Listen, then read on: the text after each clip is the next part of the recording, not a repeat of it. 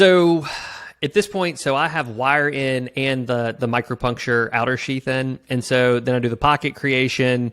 The only thing I'll say a couple things about the pocket. So I usually try and stay like 2 finger breaths below the clavicle. I make sure that the incision that I make, so it's not with the 11 blade. I'll usually have a 15 blade on the table. I try and make like I try and know how big the port reservoir is. So I'll have an idea of what we're putting in ahead of time.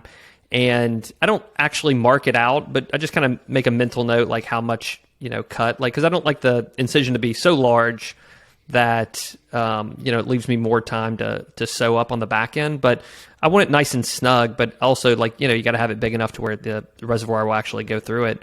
And I like to make one cut. And so it's like one firm cut. I remember whenever I was in training, I was a little bit ginger about making that first incision. You wouldn't take it all the way through the subQ layer. And then once I've made that one cut, I just dissect straight down to the chest wall. And then once I dissect down, I'll just find a plane with my finger. And then everything else I do is blunt dissection with my finger. And so if I run into like a little sinew, I'll just pop it with my finger. And then I just kind of push inferiorly along the chest wall. And I try and keep my port pockets pretty tight.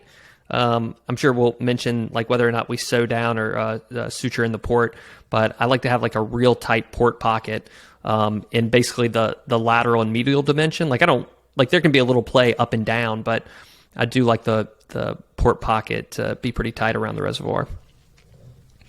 Anything to comment about the port pocket? Because I feel like that's a thing in of itself. Yeah, I'm a minimalist when it comes to the incision, so I try and I would say my incisions are about 1.5 inches,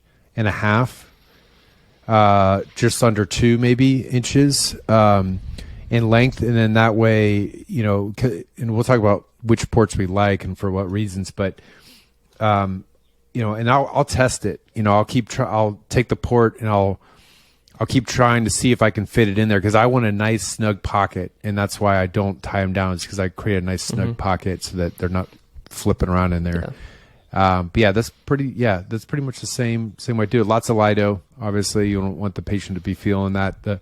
They might feel that blunt dissection, but that's why, like you said, pump lots of Lido in there.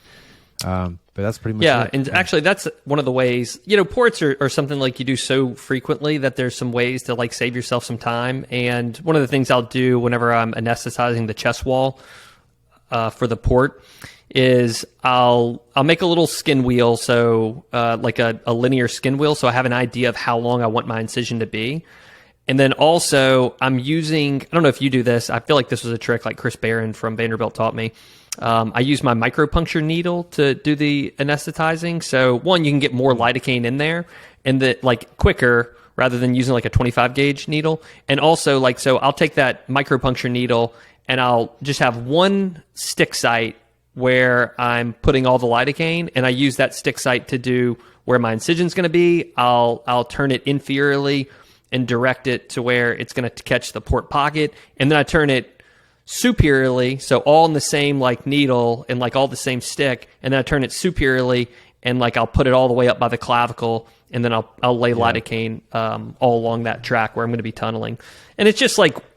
To me, that's just one way you can save yourself. It's just kind of an economy of movement to where you can save yourself a little bit of time rather than sticking the patient in 4 different spots and putting down lidocaine. Yeah, definitely minimizing sticks, keeping it superficial so it's just under the skin along where your tunnel's going to be. One more thing I'll say about the pocket is I definitely, even though I like a snug pocket, I do like the pocket to go inferiorly enough. I don't like, in the end, I like the incision to fall right over the port reservoir cap, where the catheter meets the reservoir. What I do not like, and this is just me, I don't know if there's any data behind this, but I don't like the incision to fall on top of the port reservoir. Do you know what I mean? It creates more tension there than I want. So I tuck that port reservoir where it's well below my incision, and that way the incisions can, or at least in my opinion, can remain a little bit less tension on it because there's not a bulging port reservoir underneath it. So that's one of the things I do with the port pocket. No, I totally agree, because when you're stitching, and you'll be able to tell when you're stitching it up at the end, it's how much tension you have, and sometimes you might even have to get in there and create a little bit more space for your port so it sits further back. But like you said, right where that hub is, that's the ideal place for the hub to line up with your incision, so that even when on retrieval, when you're making that incision, it's going over the hub and not over the catheter and not over the port. Yep, you know what agreed. I mean?